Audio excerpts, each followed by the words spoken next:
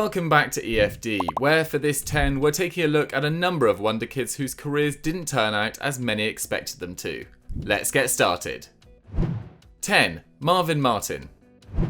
Marvin Martin was held aloft as France's bright new talent back in 2010 when he was just coming onto the scene at Sochaux. In just his second season as a starter, Martin racked up an incredible 19 assists in just 37 matches, a number that still stands as the Ligue 1 record to this day. Along came a call-up for the national team and the dream continued as Martin netted twice on his debut, something only 3 other players have ever done. He even earned a call-up to Euro 2012 and the same summer was signed by Lille for €9 million, expected to fill an Eden Hazard-shaped hole that had just appeared in northern France. But in 4 years with Les Dogs, Martin managed just 11 assists and played for less than 500 minutes in his final season with the club. An underwhelming loan with Dijon saw him released, before he was a squad player as Reims were promoted to the top tier in 2018. Featuring for just over 600 minutes in the 18-19 campaign though, Martin was again released. He currently turns out for FC Chambly, a team that before promotion last season had never reached France's second tier. Before we move on to our next section, just a quick reminder to subscribe to Eurofootball Daily and hit that notification bell to never miss one of our top 10s. 9. Adriano. One of 3 Brazilians on this list, Adriano has the added pressure of being from a prestigious footballing nation that jumps on the back of talented youngsters. After just 1 season in Flamengo's first team in 2001, Inter Milan agreed a deal that valued the 19-year-old at €14 million to bring him to the San Siro.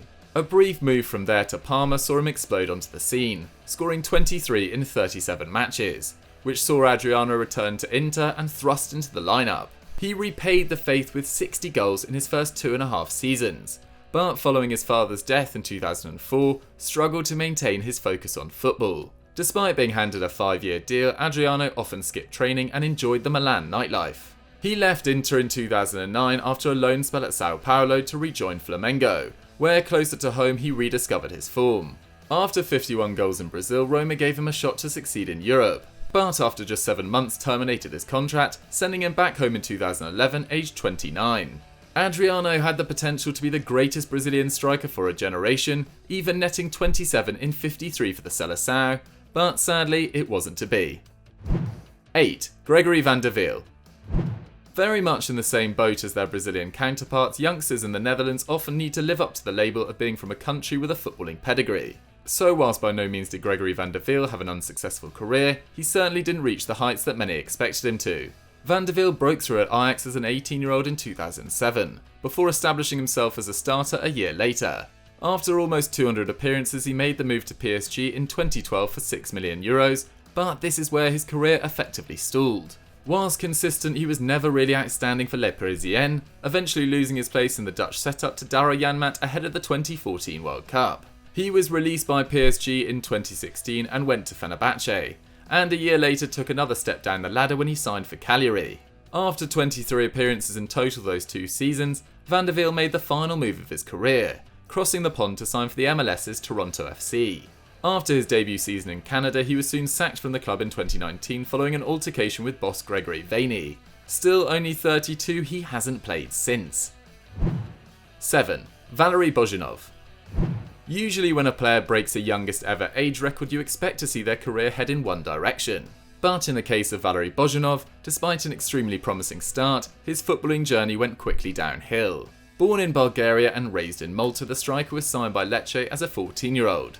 And in 2002, aged just 15 years and 11 months old, Bozhinov became the youngest ever foreign-born player to feature in Serie A. After beginning the 2004-05 season with 11 goals in 20 matches, Fiorentina snapped up the teenager for €14 million, before spending a season leading the line for Juventus, even if they were in Serie B that campaign. 1 goal in 9 followed as he joined a Shinawatra-led Manchester City, and his last somewhat successful spell in a top league was with Parma, where he netted 11 in 64 as he was turning 25 years old. Since moving to Sporting in 2011, Bozhinov has moved clubs 14 times, playing for 12 different clubs in 7 countries, including Croatia, China and Switzerland. In those 9 years, he has averaged 25 games and 7 goals a season, although a fluke season with Partizan Belgrade in which he netted 18 in 45 matches somewhat skews this. 6. Alen Halilović. A defining feature of a failed wonderkid is the move to an elite club whilst often still a teenager, and then the inability to meet expectations, something Alen Halilović is all too aware of. Aged just 16 years and 101 days, Halilović became the youngest ever player to feature for Dinamo Zagreb in 2012, and upon his Champions League debut a month later, became the second youngest to play in the competition. Becoming a starter for Zagreb, Halilović had piqued the interest of Europe's top clubs. Barcelona secured the Croat in 2014 for €2.2 million, sending 16-year-old Dani Olmo in the other direction. But in his loan year with Barca, the 18-year-old played just 28 minutes for the first team, before heading to Gijón the following year. Halilović was sold on to Hamburg in 2016, then went on loan to Las Palmas, and somehow secured a free transfer to AC Milan in 2018. But 18 months later, he is still yet to feature for the Rossoneri, instead spending more time on loan at Standard Liège and is currently at Heerenveen. Meanwhile, his pseudo replacement Dani Olmo secured a €30 million switch to Leipzig in January. I wonder which of those Barcelona would rather have on their books now. 5. Kerlon. Heralded as the next Ronaldinho when he featured in the 2005 South American Under-17 Championship, Kerlon emerged as a generational talent with the flicks and tricks to make him a star, becoming famous for his seal dribble. However, just 12 years later, his career ended after an unsuccessful spell in Slovakia. So, where did it go wrong? The attacking midfielder was both top scorer and best player at those championships, and it helped him find his way into the Cruzeiro first team, where he made 80 appearances in 3 years before a move to Inter Milan in 2008. However, a succession of injuries meant he never played in Serie A for the Nerazzurri, being loaned out to Chievo and then Ajax, where he only appeared for the B team. In 2011 he went back to Brazil, and then a year later he made the trip to Japan, where his 22 league appearances for Japanese 4th tier side Fujita was the most he'd make for any team after leaving Cruzeiro. Stints in USA's 5th tier, Malta's Premier League and finally Slovakia saw out his career when he was just 29, and he now lives in America running a soccer school for underprivileged Brazilian teens. 4. Florent Sinama Pongolle. Starting his football development at Le Havre, where Dimitri Payet and Paul Pogba also learned the ropes, Florent Sinama Pongolle burst onto the scene following standout performances in the Under-16 Euros and Under-17 World Cup, both in 2001. Scoring 15 goals across the two tournaments, Liverpool signed both him and his equally promising cousin Anthony Le Talac for £2.5 million. Born on the Indian Ocean island of Réunion, like Payet, Sinama Pongolle's long-awaited Reds debut came in 2003, but he made just 65 appearances across all competitions in 4 seasons at Anfield, although he did pick up a Champions League and FA Cup winners' medal. Eventually moving on to Recreativo and La Liga, he showed a glimpse of his talent, netting 22 goals across 2 campaigns, finishing as his club's top scorer both seasons. This earned Sinama Pongolle a move to Atletico Madrid in 2008, but just 7 goals in 58 matches meant they were more than happy to let him move to Sporting 18 months later. What followed was nothing short of a world tour, playing in Russia, America, Scotland and Thailand, before winding up back with hometown club Saint-Périlleuse in Réunion, where the 35-year-old helped his fellow islanders reach the last 32 of the Coupe de France this season. 3. Royston Drenthe. As is often the story on this list, here's another case of a youngster impressing at home and getting a big money move to the European elite, only to go off the rails. Although Dutchman Royston Drenthe was adept at playing anywhere on the left-hand side, he was more often than not deployed as a fullback, and made his debut for Feyenoord when 18 in 2006. Named as the best player at the 2007 Under-21 Euros, Drenthe made the move to Real Madrid for €14 million, and featured regularly in his first 2 campaigns at the Bernabeu. However, he couldn't quite usurp Marcelo in the starting 11.